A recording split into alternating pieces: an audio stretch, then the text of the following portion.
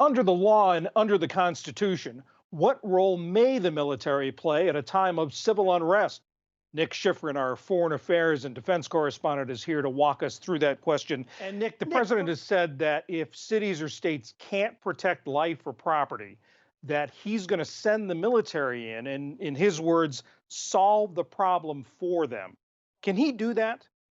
Well, in a word, yes, but he has to make a legal argument to do so, and it is a dramatic step. Remember that guardsmen from the communities where they deploy are controlled by the governors, not by the Department of Defense or by the president. For Trump to follow through on his threat to deploy the military, either governors would have to ask for the military to be deployed, or the president has to argue that the governors cannot provide security in their own state. So let's think about examples of this in U.S. history. 1992, the L.A. riots. President Bush sends in the Marines after the California governor requests him to do so. But in the 50s and 60s, about a half dozen times, presidents invoked the Insurrection Act because governors wouldn't enforce civil rights law. Of course, the most famous example of this, John, 1957 in Little Rock, when President Eisenhower sends in the 101st Airborne.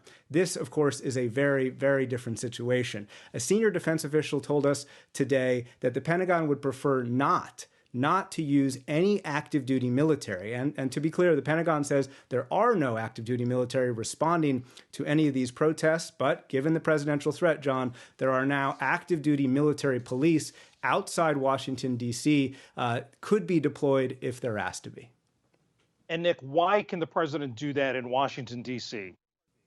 D.C. is not a state. In Washington, D.C., the National Guard reports to the Secretary of the Army and therefore the president. Federal police in Washington, D.C. report to federal authorities. And so what we saw in Lafayette Park yesterday when peaceful protesters were cleared forcibly so President Trump could have his photo op, that was controlled by federal authorities under the direction of the Attorney General, Bill Barr. In D.C., the president simply has powers that he doesn't have in the states. And so whether we're talking about federal police in D.C. or the threat of sending troops into states, former senior military officials who I talked to don't question the legality of these orders. They question whether it's appropriate to use federal authorities and possibly the military to target U.S. citizens who are protesting.